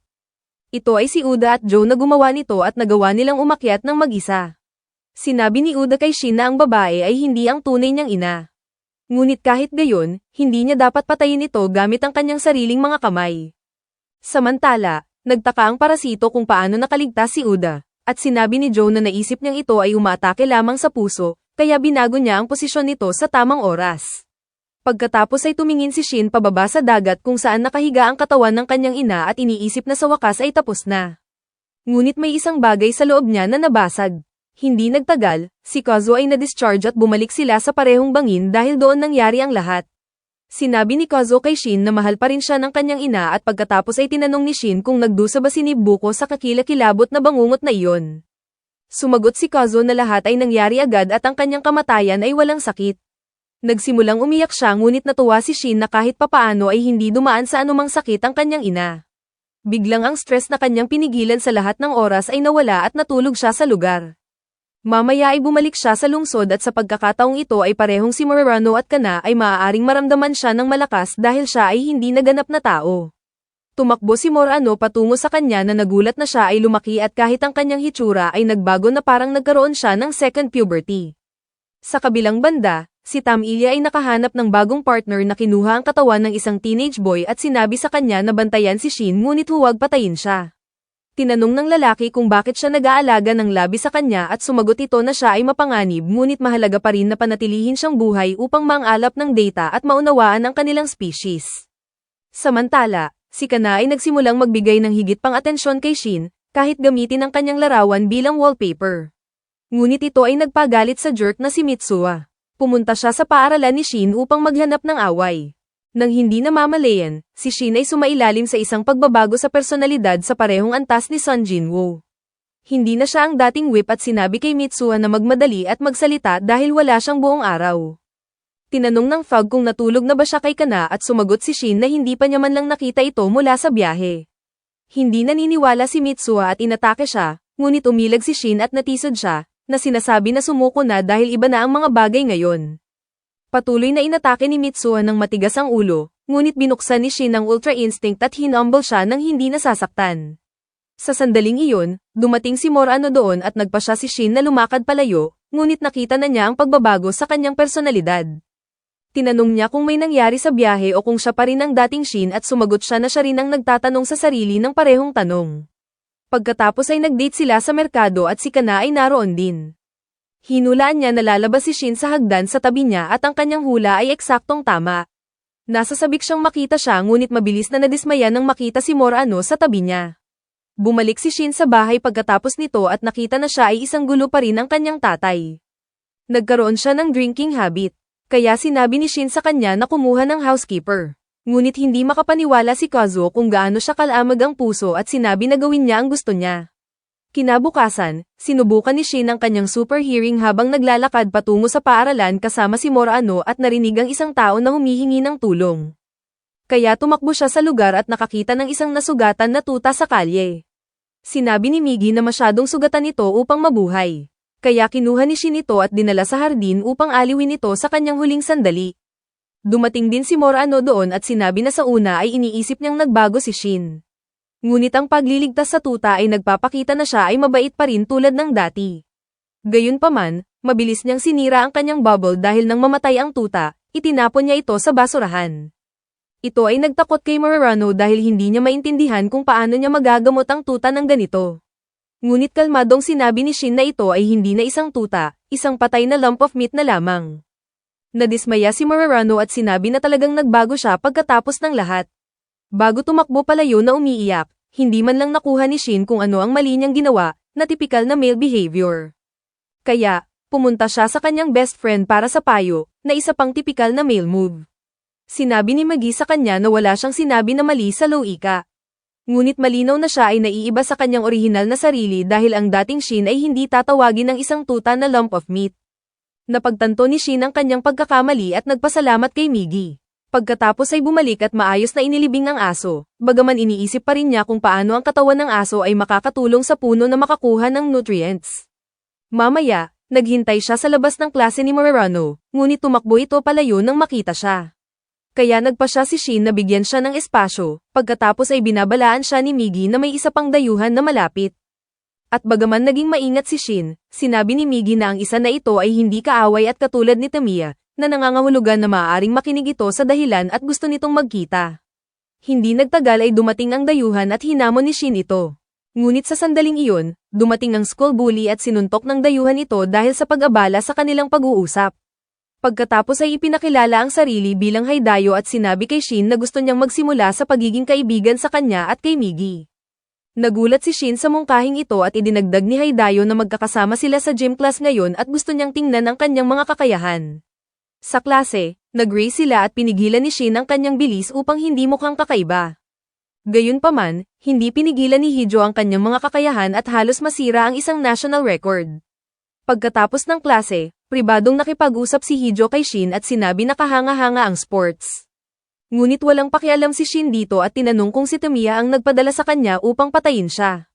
Sumagot si Idia na may iba na itong pangalan ngayon at tiyak na ipinadala siya nito ngunit hindi upang patayin si Shin. Sinabi niyang wala siyang plano na saktan ng sinuman at idinagdag na hindi siya nakasakit ng mga tao sa loob ng mga buwan dahil natuto siyang kumain ng ibang uri ng karne na sa tingin niya ay pinakamahusay para sa lahat. Mahirap paniwalaan ni Shin, ngunit iginiit ni Haidayo na ang ilang mga parasito ay gustong mag-coexist ng mapayapa sa mga tao. Half naniniwala si Migi sa kanya, ngunit pagkatapos ay sinabi na dapat nilang itigil ang pag-uusap dahil malapit na siyang matulog at ayaw niyang malaman ni Haidayo iyon. Pagkatapos ay pumunta si Shin sa classroom ni Murarano upang mag-usap muli, ngunit nagsimulang mag-isip tungkol sa mga parasito at naging galit. Nang lumapit si Murarano upang makipagkasundo sa kanya, nakita nito ang kanyang galit na mukha at tahimik na lumakad palayo, na nagdulot ng malaking disappointment sa kanya. Sa kabilang banda, naghihintay si Kana kay Shin pagkatapos ng klase, naniniwalang siya ang kanyang soulmate at may superpower siya na nagpapahintulot sa kanya na hanapin siya. Naramdaman niya siyang papalapit at masayang binati siya, ngunit lumabas na si Haidayo sa halip. Naguluhan si Connor dahil sigurado siyang si Shin ito at naging curious si Haidayo dito. Tinanong niya kung paano niya naisip na sila ni Shin ay magkatulad ng hindi man lang nakikita siya, ngunit tumanggi sumagot si Connor. Nagsimulang hilahin ni Pio siya upang malaman ang katotohanan at sumigaw ito para sa tulong. Sa kabutihang palad, si Shin ay nagkataong dumadaan doon at tumakbo sa eksena nang marinig ang kanyang mga sigaw. Tumakbo si Connor patungo sa kanya at tinanong ni Shin si Haidayo kung ano ang kanyang ginagawa. Sumagot ito na gusto lamang nitong makipag-chat sa babae dahil perceptive ito. Ngunit ipinaalala ni Shin sa kanya na kung may mangyari sa mga tao sa paligid niya, si Hio ang unang papatayin niya. Muli ay sinabi ni Haidayo na wala siyang intensyon na lumaban at simpleng lumakad palayo. Napansin na ang kanang kamay ni Shin ay nagbibigay ng mahinang signal. Pagkatapos nito, nagpasalamat si Kana kay Shin at sa sandaling iyon ay dumaan si Mayano. Malakas na tinanong ni Kana si Shin na samahan siya sa istasyon dahil natatakot siya. Sumang-ayon siya, ngunit nang lumingon siya, nakita niyang tumatakbo palayo si Murarano at napagtanto ang kanyang pagkakamali ng huli, ngunit wala siyang choice kundi samahan si Kana ngayon. Habang naglalakad kay Kana patungo sa istasyon, sinabi nito sa kanya na maaari niyang maramdaman siya, ngunit aminado ngayon ay off ang kanyang radar. Sinabi ni Shin sa kanya na ito ay hindi magandang bagay dahil siya ay nakakaramdam ng isang mapanganib na wavelength at sinabi na manatiling malayo dito. Bumalik si Shin sa bahay pagkatapos nito at nakita na si Kazuo ay isang lasenggong gulo pa rin. Tinanong siya ni Kazuo kung paano siya naging ganito kalakas at sinabi na parang gawa sa bakal si Shin, na nagdulot ng higit pang emosyonal na pinsala kaysa sa inisip niya. Kinabukasan, binabalewala ni Kana ang payo ni Shin at lumingon nang maramdaman niyang malapit siya. Ngunit nakita niya si Haidayo sa halip at sinubukang tumakas. Sa sandaling iyon, dumating din si Mitsuha doon at naghanap ng away kay Hiyo dahil sa pag-stalk sa kanyang girl. Kahit na binabalaan siya ni Kana na huwag lumaban, sa huli ay pumunta siya sa isang isolated na lugar kasama si Haidayo at binugbog ang kanyang puwit. Binabalaan ni Haidayo siya na huwag siyang habulin muli dahil sa susunod na pagkakataon ay papatayin niya siya para sigurado. Gayunpaman, hindi niya napansin na ang kaibigan ni Shin na si Takay ay nag-stalk din sa kanya dahil may bagong crush siya sa kanya. Sa kabilang banda, si Shin ay pumunta sa paaralan at tinitigan ang notice board kung saan una niyang nakilala si Mayarano, ngunit muling binabalewala siya nito. Si Haidayo ay malapit din at naramdaman ng isang mahinang signal mula kay Migi muli na nagpagalit sa kanya. Sinubukan niyang gamitin ang killing intent upang makakuha ng reaksyon mula rito, ngunit walang nangyari at nagsimulang iniisip ni Haidayo na may mali kay Migi o na siya ay tanga lamang. Nang araw na iyon, habang pauwi si Shin, nakita niyang nakikipagkita ang kanyang ama sa isang opisyal ng gobyerno na naniniwala sa kanyang kwento ng halimaw, ngunit sinabi na hindi nila ito maipapahayag sa publiko dahil magdudulot ito ng panik. Sinabi na ang problema ay global at sinabi kay Kazuo na isipin ang mga parasito bilang mga ligaw na halimaw na nagtatago sa gitna ng mga tao. Gumawa rin sila ng isang sketch batay sa kanyang mga paglalarawan, at ang artist ay gumuhit ng isang tumpak na larawan ng mukha ng nilalang. Samantala, si Tamiya ay nagbago ng anyo at nakikipagkita sa isa pang matalinong parasito. Sinabi nito na kung patuloy silang kumakain ng mga tao nang walang pag-iisip, sila ay hahabulin. Sumang-ayon ang lalaki at sinabi na siya lamang ang nag-isip ng ganito kalalim. Nang tanungin niya tungkol sa kanilang layunin, sinabi nito na ang mga tao ay lason sa mundo at sila ay narito upang kontrolin ang populasyon. Sa bahay, nagpa siya ang ama ni Shin na sabihin sa kanya ang katotohanan at inihayag ang lahat. Tahimik na nakinig si Shin at tumango, ngunit hindi niya inihayag ang anumang bagay tungkol sa kanyang sarili. Sa ibang lugar, lumabas na si Takay ang kapatid ng sketch artist. At isang gabi, sumilip si Takay sa kanyang notebook habang natutulog ito at nakita ang sketch ng parasito. Biglang nagising ito at kinuha ito pabalik, na sinasabi na ito ay bahagi ng isang investigasyon. Kinabukasan, napansin ni Takay si Haidayo na nag-iisa at nagsimulang bantayan siya muli. Biglang tinamaan siya ng isang stray baseball sa ulo at nag-iwan ng dent. Mabilis siyang nag-recover mula sa pinsala at sapat na iyon upang takutin si Takay at mapagtanto na may mali. Samantala, nagpa siya si Shin na makipag-usap kay Morano at ayusin ang mga bagay. Ngunit sa sandaling siya ay magsasalita, binabalaan siya ni Migi na si Haidayo ay nagiging hostile. Lumalabas na ang gang ni Mitsuha ay dumating upang maghayganti sa kanya at handa na siyang patayin sila. Mabilis na tumakbo si Shin upang pigilan siya habang nalilito si Morano. Sa kabilang panig, naramdaman din ni Haidayo ang nangyayari at sinabi sa mga lalaki na atakehin ng sabay-sabay dahil ayaw niyang maghintay kay Shin. Biglang tumalon si Shin sa pader at dumating doon. At nagulat si Hiyo at nagtaka kung paano siya nakarating ng napakabilis. Hinamon ni Shin si Hiyo at tinanong kung sa wakas ay ipinapakita na niya ang kanyang tunay na sarili. Sinabi ni Haidayo na hindi ito ang kanyang kasalanan dahil ang mga lalaki ang naghanap ng away at sinabi ni Shin na umalis siya dahil siya ang hahawak dito. Nagpa siya si Haidayo na sundin ang kanyang payo at lumakad palayo ng walang reaksyon sa mga insulto ng mga lalaki. Pagkatapos ay ininsulto ng mga thug si Shin dahil sa pagprotekta sa isang kaibigan, ngunit nagalit siya at sinabi na si Hiyo ay hindi ang kanyang kaibigan. Sinabi niya sa lahat na umuwi at huwag na muling targetin si Haidayo para sa kanilang sariling kaligtasan. Inklinado si Mitsuha na maniwala sa kanya, ngunit ang ibang mga lalaki ay hindi. Ngunit pagkatapos ay tinawag ni Shin ang pinakamalakas sa kanila upang lumaban. Biglang inatake ng lalaki si Shin, ngunit madali niyang hinadlangan ang kanyang suntok. At habang siya ay tungkol na durugin ang kanyang braso upang takutin ang lahat. Napagtanto ng lalaki ang pagkakaiba sa kanilang power levels. Agad siyang tumakbo palayo, na sinasabi sa kanyang mga lalaki na sundan siya dahil hindi sila mananalo. Bumalik si Shin sa paaralan pagkatapos nito at nakita si Morano na naghihintay sa kanya habang hawak ang kanyang bag. Tungkol na silang magkasundo nang biglang hinayla ni Shin siya palapit dahil naroon si Hiyo. Tinanong niya si Shin kung ano ang ginawa niya sa mga bullies at galit na sumagot na wala itong kinalaman sa kanya. Lumakad palayo si Haidayo at ipinaalala ni Morano kay Shin na nasasaktan niya ang kanyang kamay. Humingi siya ng tawad at binitawan ang kanyang kamay, na sinasabi na si Haidayo ay mukhang normal, ngunit messed up sa loob. Sinubukan ni Morano na pakalmayin siya at sinabi na talagang nagbago na siya ngayon. Sinabi niyang ang kanyang Shin ay hindi kailanman magsasalita ng ganito at tinanong kung siya ba talaga si Shin. Sumigaw siya dito at sinigawan ito na tumahimik, na nagiging sanhi ng pagtakbo palayo ni Mayano na umiiyak.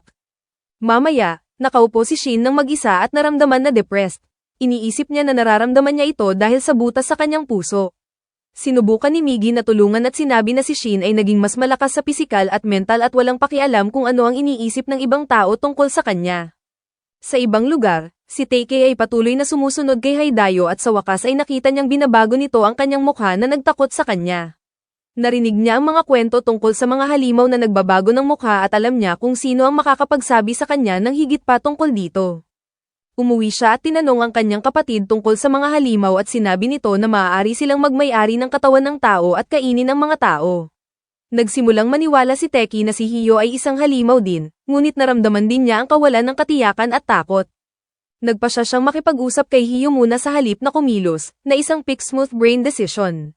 Kinabukasan sa paaralan, tinawag ni Takai si Haidayo upang magkita at nagdala ng isang bote ng acid para sa kanyang self-defense. Nang dumating si Hiyo at tanungin kung bakit siya tinawag, sinabi niyang gusto niya ito ngunit nakita niya itong gumagawa ng kakaibang bagay. Tinanong kung talaga ba ito ay isang halimaw na kumakain ng tao. Tinanong ni Haidayo kung ano kung siya ay at sinabi nito na dapat itong umuwi nang walang saktan ng sinuman. Nagalit si Haidayo dahil na-expose ang kanyang lihim at nag-transform upang patayin siya. Sa parehong oras, naramdaman ni Migi ang panganib at binabalaan si Shin na galit sa pagiging reckless at tanga ni Takai. Lumabas si Shin mula sa klase at tumakbo sa hallway upang hanapin si Takai, ngunit hindi niya alam kung eksaktong nasaan ito. Sa kabilang panig, si Takai ay nagpanik na dahil inihayag na ni Haidayo ang kanyang tunay na anyo. Sinabi nito na huwag gumalaw, na nangangako ng walang sakit na kamatayan kung makikipagtulungan ito. Inatake niya ito, ngunit natisod ito at nakaiwas sa kanyang strike sa paanong paraan. Pagkatapos ay nakita nito ang bote ng acid at itinapon ito sa kanya ng desperado.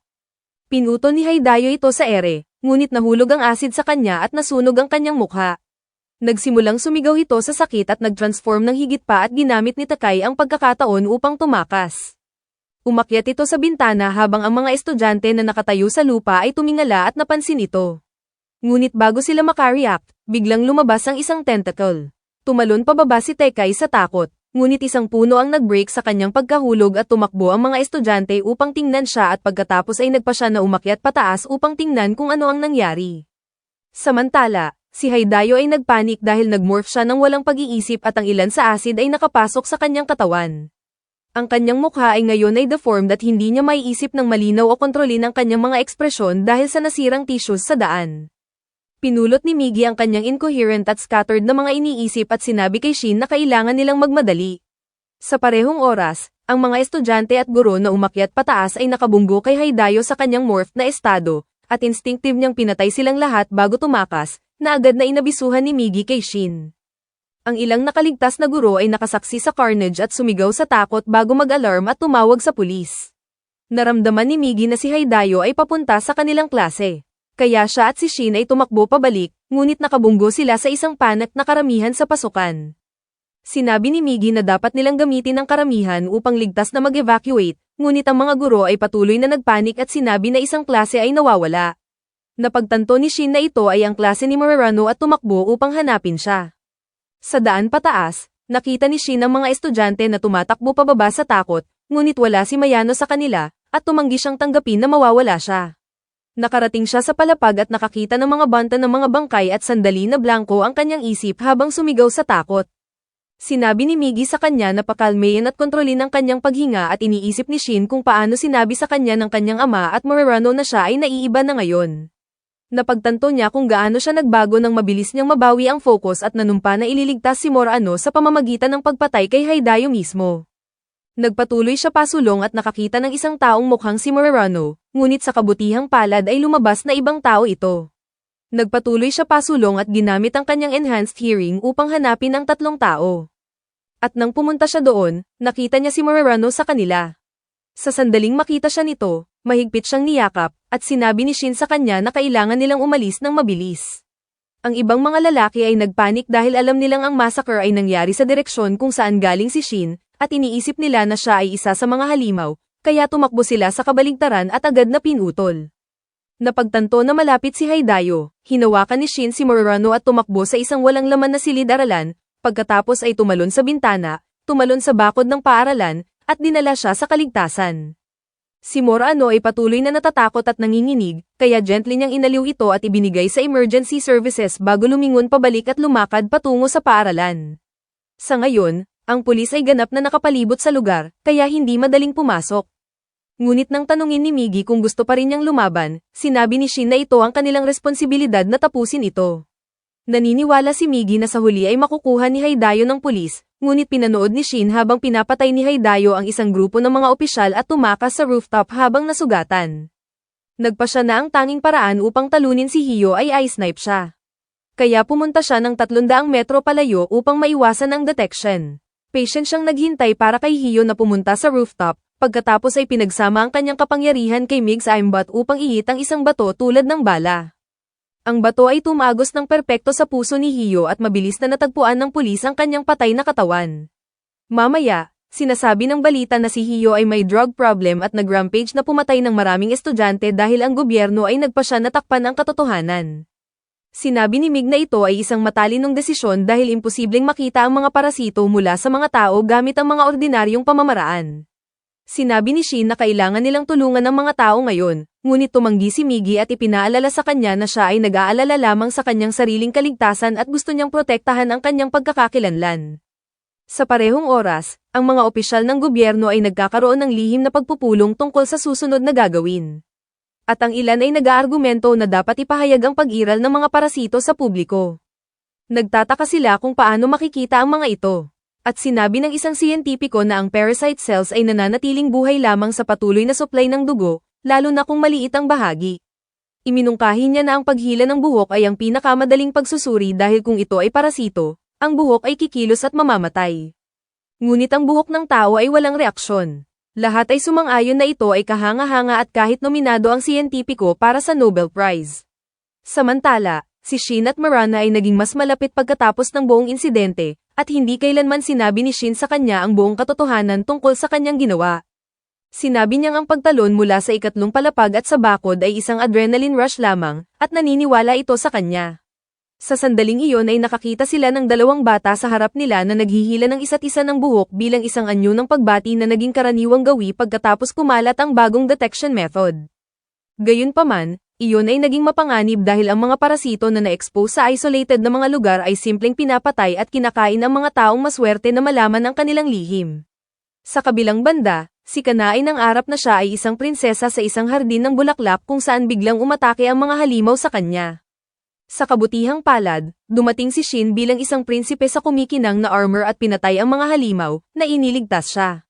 Gayunpaman, sa sandaling sila ay tungkol ng maghalikan, nagising siya ng lubos na flustered. Naging dulo last boss siya at ngayon ay kumbinsido na ang panaginip ay nangangahulugan ng isang bagay na mahalaga. Mamaya, binasa niya ang balita tungkol sa insidente sa paaralan na kinasasangkutan ni Haidayo at naalala ang babala ni Shin tungkol sa panganib, na nagiging sanhi ng pagtaka kung si Shin mismo ay kasangkot sa kasong ito sa ilang paraan. Biglang naramdaman niya si Shin na dumadaan malapit, kaya lumusot siya sa kanya at sinubukang bunutin ang kanyang buhok, ngunit pinigilan siya nito, na sinasabi na masamang ugali iyon, sa huli ay pinayagan niya ito, at habang ang buhok ay walang reaksyon. Nagpa siya si Kana na panatilihin ito sa kanya bilang good luck charm. Pagkatapos ay sumama siya kay Shin at tinanong kung alam niya ang anumang bagay tungkol kay Haidayo, ngunit tinanggihan niya. Nagsimulang magtaka si Shin kung maaari niyang pagkatiwalaan si Kana sa katotohanan dahil mukhang espesyal ito, ngunit alam niyang gising si Miggy at hindi ito aaprobahan. Kaya sa halip, sinabi niya kay Kana na manatiling malayo sa tuwing mararamdaman nito ang kanyang presensya dahil maaaring makatagpo ito ng isang halimaw. Ngunit binabalewala ito ni Kana at sinabi na siya ay magbubunot lamang ng buhok upang suriin. Ito ay nagpagalit ng husto kay Shin kaya itinulak niya ito sa pader at sinigawan na huwag gawin iyon. Kumalma siya pagkatapos at ipinaliwanag na mapanganib ito at lihim na natuwa si Kana na siya ay nag-aalala sa kanya. Sa sandaling iyon, sinabi ni Miggy na kailangan nilang mag-usap at tumakbo si Shin palayo nang hindi alam na nakita ni Mayarano ang buong bagay mula sa malayo. Habang binabalaan ni Miggy si Shin na huwag na muling makipag-usap kay Kana dahil masyadong maraming hints ang ibinibigay niya, nakita ni Kana si Mayarano at nagpa siya silang mag-usap. Tinanong ni Morano kung iniisip din ni Kana na masyadong nagbago si Shin kamakailan, ngunit sinabi nito na siya ay laging intense at ferocious tulad nito. Alam ni Kana na gusto ni Morano si Shin, ngunit ang kanyang worried na ekspresyon ay nagsasabi na hindi maganda ang lahat sa pagitan nila, at iyon ay nagbibigay ng pag-asa na may pagkakataon pa rin siya. Sa ibang bahagi ng bayan, isang malaking lalaking kalamnan na nakasuot lamang ng kanyang underwear at wife-beater ay pumasok sa isang opisina ng Yakuza at tinanong ang gwardya kung ilan ang tao sa loob. Nang sabihin ng gwardya na umalis siya, tumanggi ang lalaki ng may creepy na ngiti sa mukha. Sinubukan ng gangster na atakehin siya upang turuan siya ng leksyon. Ngunit binasag ng lalaki ang kanyang ulo sa pader at pumasok sa gusali, na nagpatuloy na massacre ang lahat sa loob. Umilag siya sa mga bala, pinutol ang mga tao gamit ang kanyang mga hubad na kamay nang hindi nasasaktan. Biglang, nagawa ng isang lalaki na putulin siya gamit ang isang espada, ngunit sinira niya ito gamit ang kanyang mga kalamnan, at ipinadala ito palayo sa ulo ng isang lalaki. Binilang niya iyon bilang isa at nagpatuloy sa pagpatay ng higit pang mga gangster, na binibilang sa tuwing nasasaktan siya. Sa huli, 3 beses lamang siya nasaktan at iniisip na ito ay isang magandang resulta. Ang natitirang mga gangster ay natakot, ngunit tinanong kung ano ang kanyang pinagsasabi at sinabi ng parasito sa kanila na siya ay nagsasagawa ng eksperimento upang subukan kung gaano siya kalakas laban sa isang armed group bago patayin sila. Sa labas, ang mga tao ay nagtipon sa paligid ng gusali nang makita ang mga katawan at tinawag ang mga pulis at nagulat sila nang makita ang lalaki na lumalabas na puno ng dugo. Gayunpaman, sa halip na manatiling malayo, hanggal na hinabol nila siya, lamang upang siya ay mawala sa isang sulok, kunin ang isa sa mga lalaki mula sa likuran, at bumalik na disguised bilang siya. Kalmadong naglakad siya patungo sa kanyang sasakyan, at ang kanyang parasito na driver ay dinala siya sa kanyang boss, na lubos na natuwa na makita ang mga resulta ng kanyang maliit na pagsusuri. Sa ibang lugar, si Shin at Morano ay nag-date sa kanilang unang pagkakataon. Ngunit mabilis na naging awkward ang mga bagay nang banggitin nito kung gaano siya nagbago at kahit iminungkahi na ang Shin na bumalik mula sa biyahe ay maaaring hindi ang parehong tao. Nang banggitin nito ang biyahe, biglang tumayo si Shin at umalis. Mamaya, umupo sila sa isang bangko upang magpahinga at napansin ng isang batang umiiyak dahil hindi siya makasabay sa kanyang ina. Tinawag niya ang kanyang ina na tanga at ang babae na pagod na ay nagalit at sinubukang sampalan siya. Ito ay nag-trigger ng isang masakit na alaala sa isip ni Shin tungkol sa kanyang sariling ina at nagsimulang magbulong tungkol sa butas sa kanyang puso. Nag-aalala si Morano sa kanya at habang tinatawag niya ang kanyang pangalan, biglang kumalma si Shin. Naglakad sila pauwi dito at nagtaka siya kung ang pag-merge sa mga cell ni Mig ay nag-alis ng kanyang mga emosyon. Gayunpaman, sigurado siyang gusto pa rin niya si Morano at ang mga damdaming iyon ay tiyak na kanya. Habang naglalakad sila pauwi ng magkasama, biglang naramdaman ni Kana si Shin at tumakbo patungo sa kanyang tabi, lamang upang makita siyang hinalikan si Morano. Nasira ang kanyang puso sa pagkakita nito at tahimik na lumakad palayo. Sa kabilang panig, nagpaalam si Morano kay Shin, ngunit nagsimulang umiyak sa sarili. Hindi pa rin sigurado kung ang taong kasama niya ay ang tunay na Shin. Nang gabing iyon, naging desperado si Connor at tinawag si Shin, na sinasabi na gusto niyang makipag-usap sa kanya. Pumunta siya upang makipagkita sa kanya kinabukasan. Ngunit sa istasyon, biglang naramdaman ni Miggy ang 5 uri niya na malapit, na nagpadala kay Shin sa panik dahil masyadong marami sila. Sinabi ni Miggy na napansin din nila siya, ngunit mukhang hindi pa hostile. Habang sila ay lalong lumalapit sa kanila, naramdaman ni Miggy ang kabuuang 8 parasito na may 6 sa entablado at 2 na nakatayo sa ibaba. Sumilip si Shin upang makita sila at nakita ang isang kandidato para sa alkalde na nagpo-promote ng environment-friendly policies kasama ang kanyang mga taga-suporta. At nagtaka siya kung sino sa kanila ang mga parasito. Pagkatapos ay biglang nagtagpo ang kanyang mga mata sa mga mata ng massacre guy mula sa mas maaga at pareho ay agad na nagkilala sa isa't isa bilang parasito. Nagpanik si Shin bagaman kumpiyansa si Miggy na hindi ito aatake dahil wala itong interes. Nagpasya si Shin na tumakbo palayo agad ngunit nabunggo niya si Kana. Tinanong niya ito kung bakit ito narito at sinabi nito na ito ay isang tandang tanong dahil dito ito nakatira at siya ang tumawag sa kanya. Lamang noon na naalala ni Shin ngunit ngayon ay lubos siyang nag-aalala para rito. Mamaya, si Shin at Miggy ay bumalik sa bahay at nag-usap tungkol sa politiko na si Hiaawa.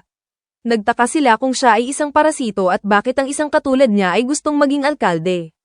Sinabi ni Miggy na baka talagang interesado ito sa trabaho at maaaring maging isang mahusay na alkalde. Ngunit iminungkahi rin ito na maaaring sinusubukan ni Hiaawa na bumuo ng isang ligtas na lugar para sa mga parasito, na biglang naglinaw ng lahat kay Shin.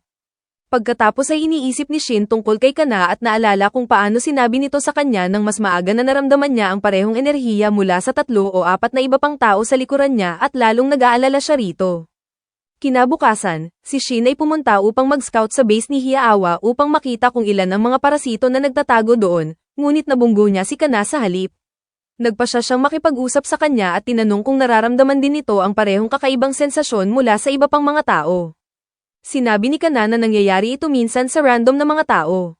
At nang sabihin ni Shin na manatiling malayo dito, tumanggi ito at hiningi na malaman ang dahilan, na tinatanong kung ito ay konektado sa mga parasito.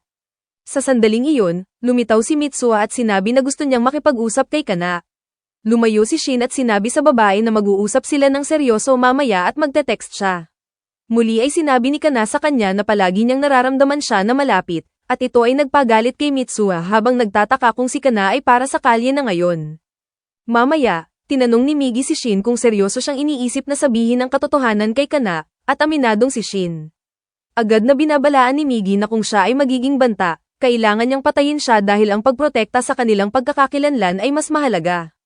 Samantala, patuloy na iniisip ni Kana si Shin at biglang naramdaman siyang malapit. Kaya tumakbo siya palabas ng huli sa gabi upang hanapin siya, ngunit sa halip ay nabunggo sa isang creepy na babae at natakot. Tumakbo siya palayo, ngunit sa sandaling iyon ay tumanggap siya ng mensahe mula kay Shin na humihingi ng pagkikita bukas. Nagkita sila kinabukasan sa isang abandoned na gusali at sinampal ni Shin ang kanyang kamay sa pader upang siguraduhin na natutulog si Migi. Pagkatapos ay sinabi niya kay Kana ang lahat tungkol sa mga parasito at tungkol kay Migi, na umaasang maiintindihan nito. Gayunpaman, hindi ito naniniwala sa kanya at sinabi na dapat ay nagsisinungaling siya dahil ayaw na niyang makita siya ngayon na may girlfriend na siya. Sinabi ni Shin na hindi siya magsisinungaling tungkol sa isang bagay na tulad nito lamang upang maiwasan siya. Nagtantrum si Kana dito, na iginigiit na espesyal ang kanyang kapangyarihan at maaari niyang sabihin siya mula sa iba. Bagaman nagsisinungaling siya, nagpasya si Shin na maniwala rito. Pagkatapos ay nagpasya si Kana na umalis. Ngunit sinabi kay Shin na umaasa siyang makita kung ano ang magagawa ng kanyang kanan balang araw. Kinabukasan, si Shin ay naglalakad pa uwi kasama si Murano habang lihim na sinusundan sila ni Kana, na nagtataka kung bakit hindi niya makita siya kahit na sila ay dapat na soulmates. Gusto niyang mapansin siya nito at sa huli ay subconsciously nagimit ng isang signal tulad ng parasito na agad na pinulot ni Migi. Sa sandaling iyon, lumitaw muli si Mitsuha at binawi si Kana mula sa kanyang mga araw, na sinasabi na sumuko na siya kay Shin dahil taken na siya at hindi rin siya maganda para rito. Nagalit si Kana at tinanong kung iniisip niya na siya ang tama para rito. Tinawag niya siyang pangit at tandang loser, na nasaktan ng damdamin ni Mitsu. Napagtanto ni Kana na masyado siyang lumayo at sinubukang humingi ng tawad, ngunit huli na at lumakad ito palayo nang hindi lumilingon pabalik. Kinabukasan, sinabi ni Migi kay Shin na si Kana ay ngayon ay nakakapag-emit ng signal tulad ng iba pang mga parasito. At nagsimulang magpanik si Shin dahil iyon ay maaaring ilagay siya sa panganib. Sinabi ni Migi na ang signal ay gumagana lamang sa maikling range at nangangailangan ng matinding focus, kaya dapat ay ligtas ito. Ngunit pagkatapos ay inihayag ni Shin na sinabi na niya kay Kana ang lahat ng natutulog si Migi. Nangako siyang hindi magtataksil si Kana sa kanila at pagkatapos ay hiniling kay Migi na ipakita ang kanyang tunay na anyo sa kanya. Sumang-ayon si Migi, na nagulat kay Shin dahil ito ay lubos na out of character para rito. Nagpasya si Shin na makipagkita kay Kana kinabukasan. Ngunit nang makarating siya sa istasyon, biglang naramdaman ni Migi ang dalawang parasito na malapit. Mabilis na binago ni Shin ang lokasyon ng pagkikita at nagpanggap na nasa tawag upang hindi mukhang kainahinala. Sa pag-alis ng mga parasito, tinawag niya si Kana, ngunit iniwan na nito ang kanyang telepono sa bahay. Determinadong patunayan ang kanyang kapangyarihan at mapansin ni Shin, nagpasya si Kana na hanapin siya ng mag-isa sa pamamagitan ng pagsunod sa signal. Sa parehong oras, naramdaman ni Migi ang isang parasite signal mula sa isang abandoned na gusali, at napagtanto ni Shin na maaaring patungo rito si Kana, kaya tumakbo siya doon. Sa pagkakataon, si Kana ay nakarating na sa lugar at naramdaman ng isang taong iniisip niyang si Shin, ngunit lumabas na isang parasito na kumakain sa isang tao. Nagpanik si Kana at sinubukang tumakbo palayo habang nakita siya ng parasito, ngunit inatake ito at nasaktan ang kanyang braso. Naniniwala pa rin si Kana na si Shin ay darating upang iligtas siya tulad sa kanyang mga panaginip at dumating nga si Shin, ngunit huli na. Nasaksak ito sa puso sa sandaling makita siya at pagkatapos ay nahulog sa sahig. Lubos na puno ng galit si Shin kaya naging tahimik. Sinabi niya kay Miggy na kunin ang depensa at pagkatapos ay sumugod sa parasito, na binasag ito sa pader at pinatay ito sa pamamagitan ng pagbunot sa kanyang puso. Pagkatapos ay tumakbo pabalik kay Kana at binuhat siya sa kanyang mga braso, ngunit masyado na itong nawalan ng dugo upang mabuhay. Ngumiti si Kana at sinabi na alam niyang darating siya at parang ang kanyang panaginip. Namatay ito nang may ngiti sa mukha habang ang buhok ni Shin na nakabalot sa kanyang daliri ay tahimik na naputol. Nadama ni Shin ang pagkasira dahil sa kanyang kamatayan ngunit natagpuan pa rin ang sarili na hindi makaiyak. Ilang araw pagkatapos, dumalo siya sa libing ni Kana at nanatiling kalmado sa buong oras. Ang pulis ay naroon din at kinawin si Shin dahil na-interrogate na nila siya ng mas maaga dahil siya ang nakahanap ng kanyang katawan. Hindi siya nagsalita ng marami at naiintindihan ng mga pulis kung bakit hindi niya sila gusto. Gayunpaman, pagkatapos ay nagsimulang magtaka sila kung sino ang pumatay sa parasito na responsable sa pagpatay kay Kana. Samantala, si Shin ay naglakad pa uwi at patuloy na sinisisi ang sarili sa kamatayan ni Kana. Ngunit sinabi ni Miggy sa kanya na ang kanyang kamatayan ay isang bagay na lamang ng oras. Sa sandaling iyon, dumating si Mitsuha doon na mukhang devastated at magulo. Tinanong niya si Shin kung bakit hindi niya pinrotektahan si Kana at bakit mukhang kalmado pa rin siya kahit pagkatapos ng kanyang kamatayan. Nang hindi naghihintay ng sagot, sinuntok ni Mitsuha siya at nahulog si Shin. Pinulot ni Mitsuha siya at patuloy na binugbog habang sumisigaw na ito ang kasalanan ni Shin na namatay si Kana. Tinanong niya kung bakit hindi siya umiiyak at sinigawan si Shin, na tinatanong kung tao pa ba siya. Iyon ang sandali nang sumigaw si Shin at sinuntok si Mitsuha ng malakas. Sumigaw siya na hindi niya alam kung siya ay tao at pagkatapos ay tinanong kung bakit ang mga tao ay kailangang maging napakarupok. Bago lumala ang mga bagay, pinigilan ni Shin ang sarili mula sa muling pagsuntok kay Mitsuha at lumakad palayo. Habang naglalakad siya, patuloy siyang nagtataka kung bakit hindi siya makaiyak at iniisip na baka kinuha na ni Miggy ang kanyang utak nang hindi man lang niya napagtanto. Pumunta siya sa isang parke at nagsimulang saktan ng kanyang ulo sa isang puno, ngunit pinigilan siya ni Miggy. Nakita ni Shin na pula pa rin ang kanyang dugo, ngunit hindi na siya sigurado kung sapat na iyon upang sabihin na siya ay tao pa rin.